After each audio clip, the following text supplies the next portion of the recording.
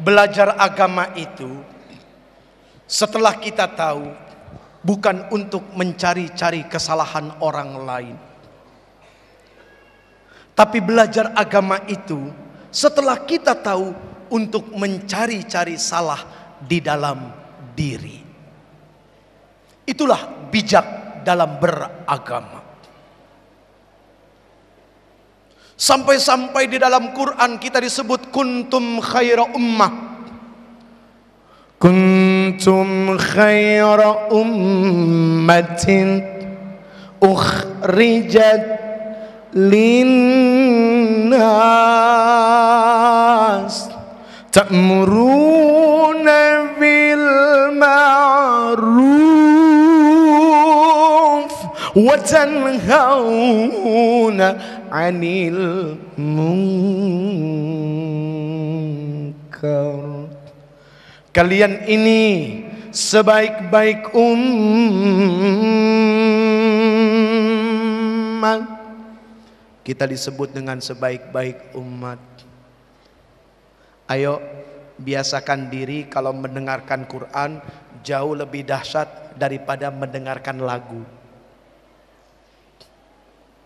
Ya, kalau enggak bahaya buat keimanan.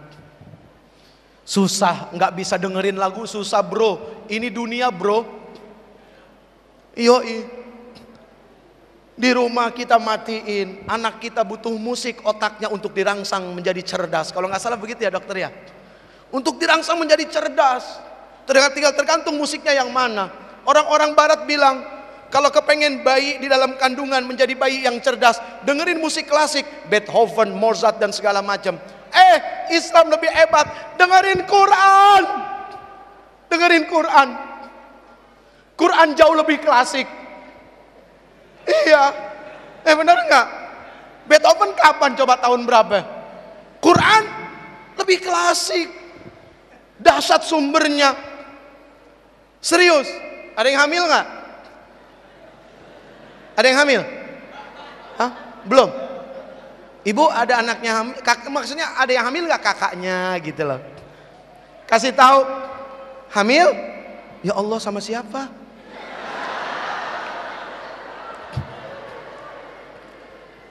Pasti suaminya.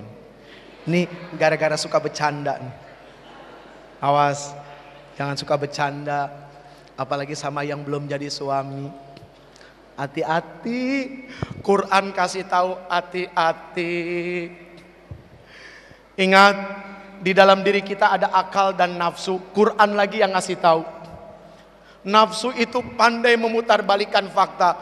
Contoh saja, suatu hari si Jeffrey duduk sama cewek. Ya, siapa? Yang duduk siapa? Kurang ajar lo si Jeffrey. Nggak sopan lo.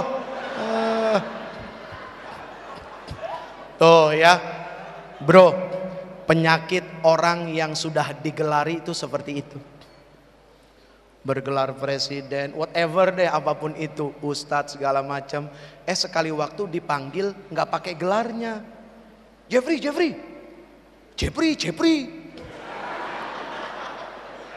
Itu kalau di Semarang, Jeffrey. Kalau di Tasikmalaya, Jeperi.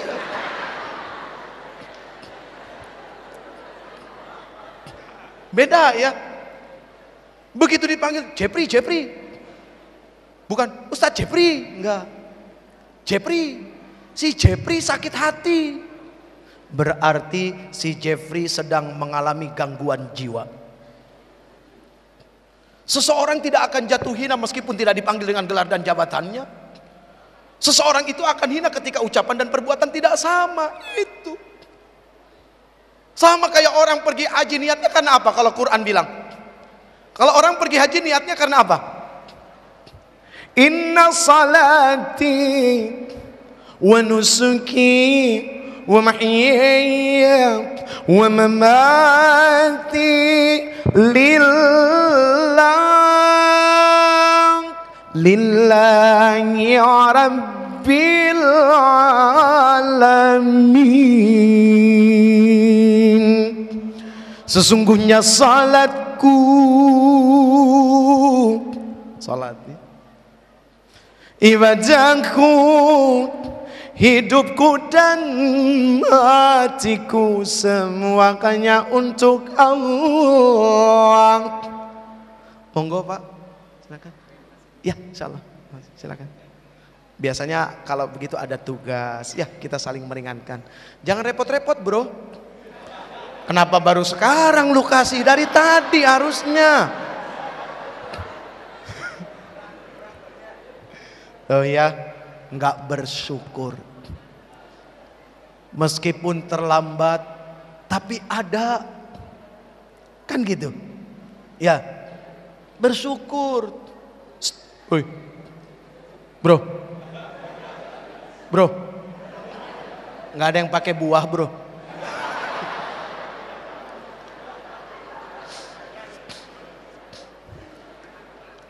Ayo kita kembali lagi. Quran bilang di dalam diri manusia ada akal sama nafsu.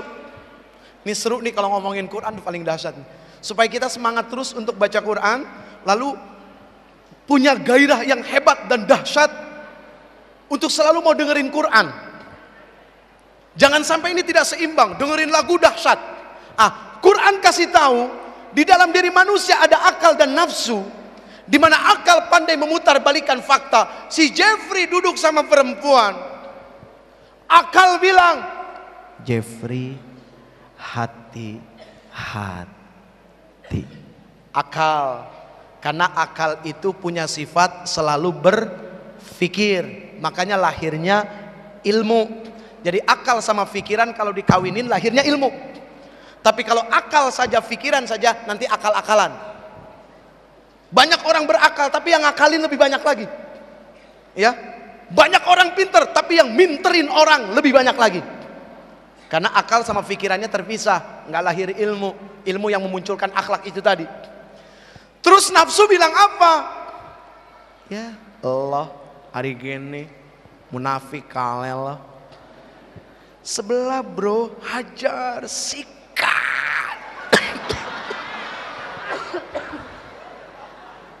Terlalu bernafsu jadi begini. Akal bilang apa? Nggak boleh, nggak boleh. Tahu dari mana nggak boleh? Akal bilang kasih tahu nggak ya?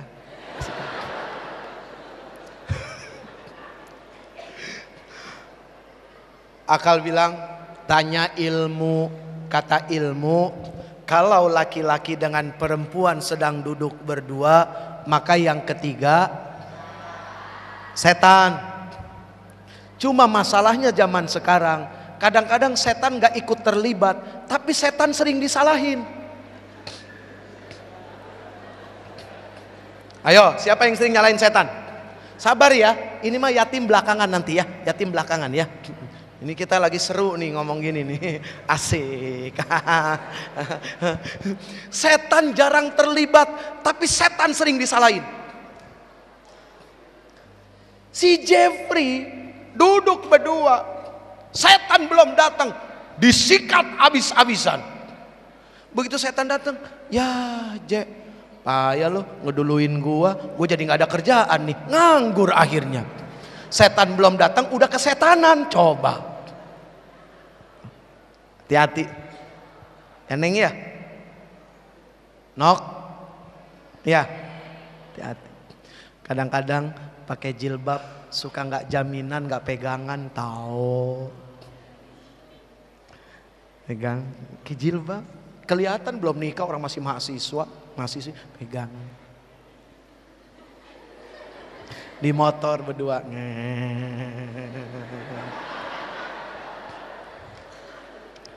Cowoknya pinter lagi. Ya, motornya apa? Depannya diturunin. Di custom, dirubah, jadi kan begini duduknya tuh. Jadi begitu ceweknya duduk kan begini terus akhirnya. Pinter loh, nyari motor ninja lagi, ya udah kan begini terus. Ya direm, rem, gua tahu pikiran lo. Pengalaman enak aja lo. Pengalaman. Jangan suka nuduh sesuatu yang sudah benar ya. Ya, yang mampu bicara seperti ini Pak, mohon maaf kalau bukan pelaku siapa lagi, udah begitu aja. ini pasti pelaku. Kok paham betul detil-detilnya? Bohong kalau bukan pelaku. Mau kursus sama gue? Mohon maaf Pak, ini bahasa saya dengan mereka seperti ini. Saya ingat kata Rasul, bicaralah dengan bahasa kaum. Yang begini kan yoi bro. Gitu. Beda gitu kan ya. Aduh ya Allah ya Rabb. Ibu sehat? Alhamdulillah. Kantongnya sehat? Nggak akan jujur kalau masalah kantong ya. Banyak duit juga nggak akan ngomong. Begitu nggak punya baru ngomong-ngomong. Biasanya begitu memang. Lagi udah akhir bulan ya Allah, wajah-wajah yang belum bayar semester ini kelihatan ini. Belum bayar semester, belum dapat kiriman, kosan juga ibunya udah ngamuk-ngamuk gitu. Kesian ya, aduh ya Allah kesian banget nih, kesian. Oke, kita balik lagi. Quran memberitahu seperti itu. Quran memberitahu banyak hal. Ini adalah sebuah jawaban yang hebat dari apa yang dilakukan oleh kampus ini. Tujuannya cuma kepengen bikin kita selamat asbab dari Quran. Makanya tolong seimbangkan betul-betul. Jangan terlalu dahsyat kepada sebuah lagu. Begitu dengar Quran, sudah selesai.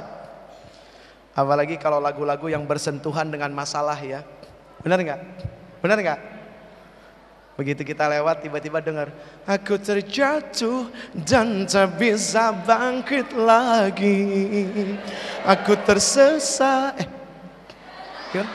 Aku tenggelam dalam lautan luka dalam.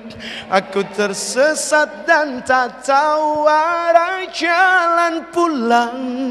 Aku tanpamu butiran debu.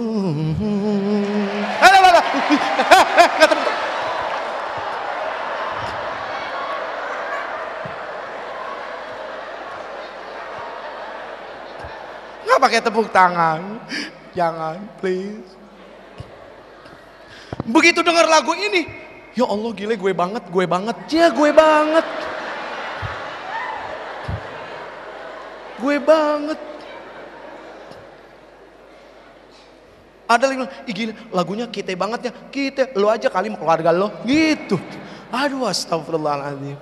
Tapi begitu dengerin Quran ya. Innalladzina amanu wa amilus salihati kanat lahum jannatul firdausi nuzula khalidina fiha la yabghuna anha hiwala qul law kana al-bahru midadan li kalimati rabbi lanafidal bahru qabla an tanfada kalimatu rabbi. Hafal? Ayo. Qabla an tanfada kalimatu rabbi walau ji'na bimithlihi.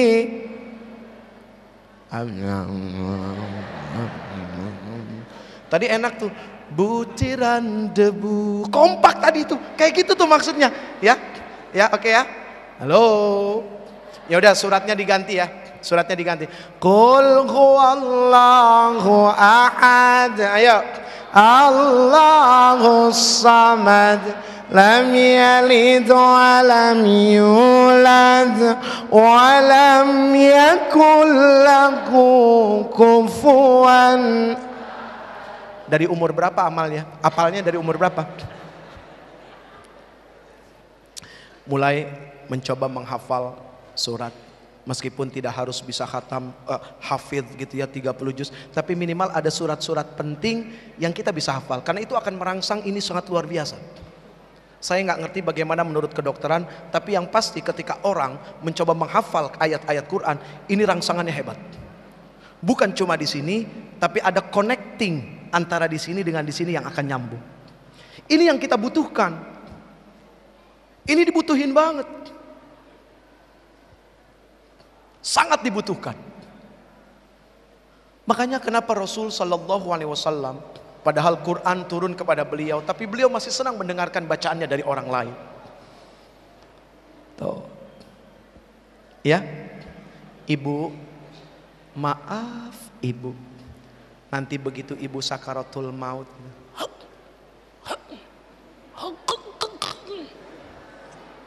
ya bu ya, punya anak 3.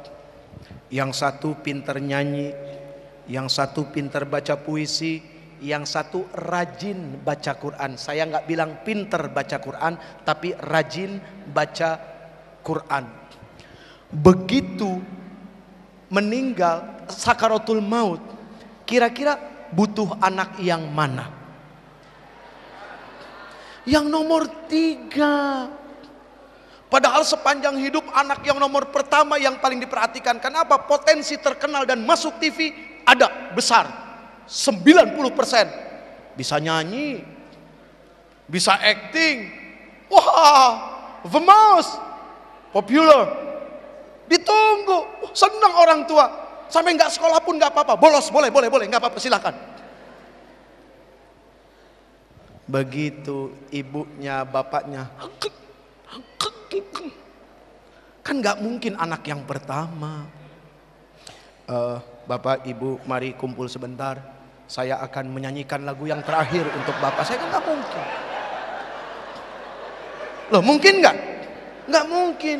Tiba-tiba anak nyanyi, kamu kok seperti hantu terus menghantui aku, kamu bikin pusing kepalaku, lama-lama kau terus sakiti aku, kamu gak bergelimangan harta, kamu bukan putri raja dan juga bukan Cinderella, tapi mengapa kau buat aku gila? Kamu keterlaluan, kamu punya simpanan, bukan maafin aku. I'm sorry, say goodbye. Gak mungkin. Itu orang tuanya. Aduh, astagfirullahaladzim. Ini mohon maaf, saya bukan maksud ngelucu loh. Tapi nggak tahu kalian ketawa, itu bukan urusan saya. Saya hanya cerita, menimbulkan efek tawa, itu tanggung jawab masing-masing. Kan isi di luar tanggung jawab percetakan, kan begitu aja. Saya cuma cerita kok. Memang kenyataannya begitu. Terlepas menimbulkan efek tawa, itu masing-masing saja selera humor, ya kan ya? Nah gitu. Kan nggak mungkin anak yang kedua yang baca puisi, nggak mungkin. Tapi pasti anak yang terakhir. Bismillahirrahmanirrahim. Yasin wal Qur'anil Hakim. Ya innaka laminal mursalin ala siratim mustaqim. تنزيل العزيز الرحيم لتنذر قوما ما أنذر آباؤهم فهم. Yang ini yang dibutuhin. Yang ini sayang yang dibutuhin. Makanya maaf kalau bisa nanti kepengen cari calon suami, tes baca Quran.